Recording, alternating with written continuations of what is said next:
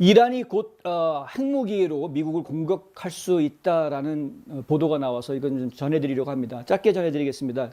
보도 내용은 상당히 긴데요. 자세한 내용은 저희 뉴스앤포스트닷컴 웹사이트를 통해서 보시면 좋겠고요. 뉴스맥스에서 특집 기사처럼 해서 집중 보도를 했습니다. 내용의 결론은 이겁니다. 이란은 이미 오래전부터 핵무기를 가지고 있다는 것입니다. 그리고 중장거리 미사일, 충분한 거리의 중장거리 미사일을 가지고 있다. 이 중장거리 미사일을 이란에서 미국으로 바로 쏘는 것이 아니고요. ICBM 같이 바로 쏘는 것이 아니고 선박으로 가지고 와서 이 배에서 해상에서 미국 영토로 쏘는 것이 충분히 가능한 스토리다. 이것이 지금 이 기사가 집중적으로 이야기하고 있는 바입니다.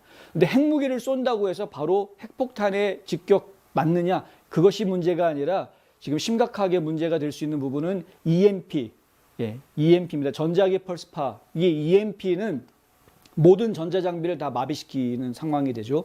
그러니까 자동차 같은 경우 다 멈추게 되고, 근데 어느 날 갑자기 주행을 하고 있는데 갑자기 하늘에서 펑 하는 소리 나오고 좀 있다가 차가 다 멈추는 겁니다. 시동이 다 꺼지는 것이죠. 그럼 이제 달리고 있던 차들이 관성에 의해서 뭐 부딪히고 난리가 나겠죠. 이제 모든 전기가 다 안 된다고 보시면 됩니다. 컴퓨터 전부 다 꺼지고. 전기가 없는 세상 한번 생각해 보십시오. 아수라장이 되겠죠. 아수라장이 되겠죠. 이런 EMP 공격을 지금 미국에다가 할 수 있다라는 것이 지금 이제 이 기사의 주된 내용인데요. 이것이 가능성이 전혀 없는 것이 아니라 이미 오래전부터 이야기가 되어져 왔던 부분이다. 최근에 의회에서 청문회가 있었는데 이 최근에 의회에서 한 청문회에서도 이런 이야기들이 증언으로 나왔다는 겁니다. 윌리엄 그레엄 박사가 세계 최고의 국제테러 후원자인 이란은 카스피해의 선박에서 이동식 탄도미사일을 발사하는 연습을 했다. 이미 연습을 한 겁니다. 이란은 또 EMP 공격과 일치하는 시험 모드인 샤하브2 이 고고도 폭발 시험했고, 이제 이 핵미사일을 땅에 떨어뜨리는 것이 아니라 공중에서 폭발시킬 때 이런 EMP 파장, 그러니까 전자파 장애를 일으키는 이런 이제 효과를 볼 수 있다고 하는데요.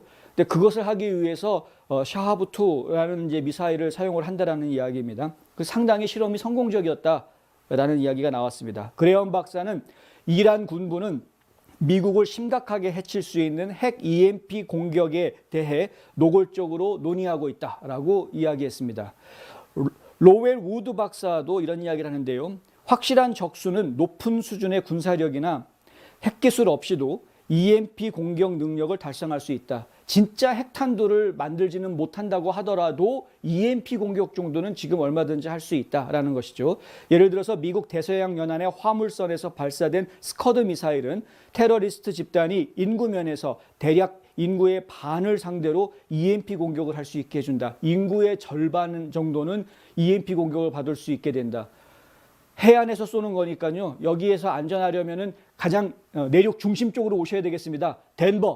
덴버가 안전한 곳이 되겠네요. 갑자기 떠오르는 장소가 됐는데, 근데 어쨌든 이란이 지금 핵 개발을 계속하고 있는 상황이고 여기에는 북한의 원조가 분명히 있다라는 이야기도 나옵니다.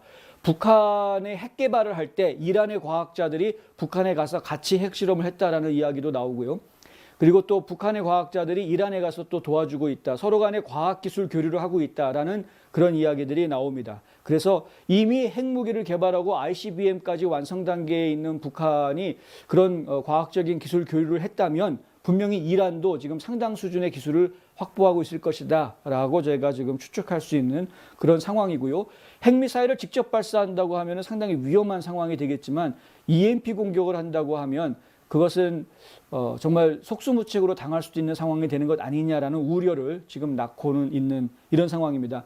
더군다나 ICBM처럼 대륙간으로 장거리로 쏘게 되면 날아오는데 적어도 몇 분의 시간이 걸리기 때문에 이 미국에서 요격을 할 수 있는 충분한 시간적인 여유가 있습니다만은 하지만 해상으로 화물선이라든가 유조선 이런 거 위장해가지고 오다가 그러다가 해상에서 그냥 쐈다.